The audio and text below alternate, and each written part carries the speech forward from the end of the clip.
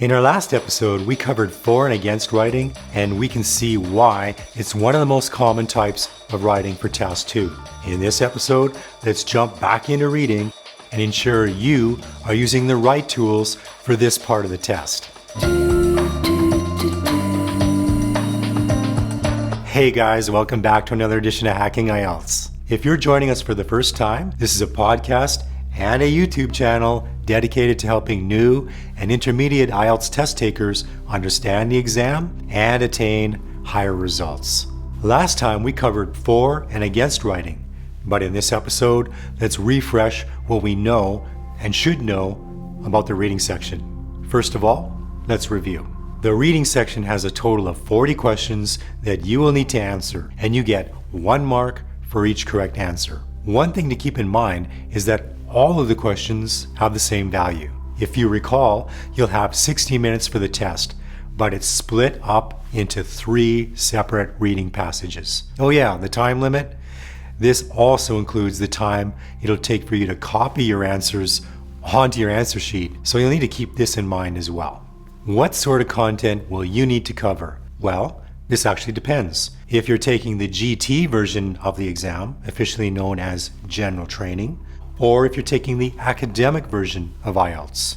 Either way, you'll be required to answer questions based on 3 sections of content. Since my students are all taking the academic flavor of IELTS, I'll be covering reading related to this version of the exam. You might wonder where the content comes from. I've wondered about it myself on occasion, and if it's actual content or designed for the exam. Well, apparently the texts come from books, magazines, journals, and even newspapers. What are some of the kinds of tasks you need to expect? You may be faced with some of the following: sentence completion, short answer questions, table completion, multiple choice, various types of matching. My students don't like this one very much. Identifying information, identifying the writer's claims or views, and possibly labeling flowcharts. So, how should you be reading the passages that you are provided? Okay, first of all, neither you nor I is going to have enough time to read through all 3 texts, since we're looking at approximately 3,000 words. You really want to start off with reading the questions, as your main aim is to locate the answers to these questions. Here are some tips for attacking the reading. Look at the title, subtitles, or diagrams.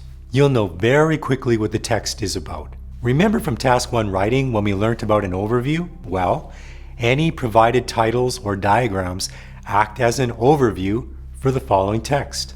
Next, make sure that you always read the instructions provided carefully. I've seen students who assume that each set of questions is the same as the previous set, and may be writing down extra words, which means it's wrong, which means they're losing points. Give the exam what it wants. In previous episodes, we've made reference to the fact that time is your enemy for this exam. And so you need to be efficient with each section.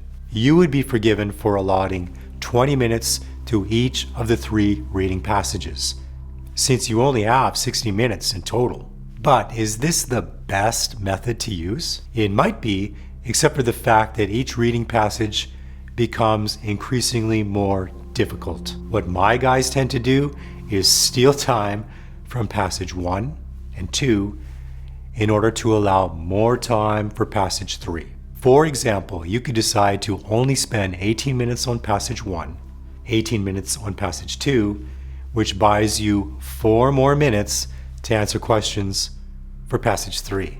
Remember, time is not on your side for IELTS, so part of your job is to ensure you aren't in the difficult situation of submitting an incomplete exam. Quite often, we'll see that the reading passages are divided into separate paragraphs, often labeled as paragraph A, B, C. You get the picture. Rather than reading an entire paragraph, why not just spend a couple of minutes reading and underlining the first and the last sentence? There's a good chance the main idea or topic sentence could be in either of these 2 locations.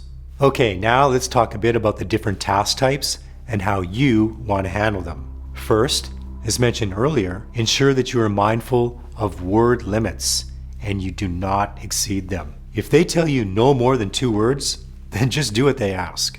Matching is tricky because it's the only part of the exam where things are not all in sequence or order.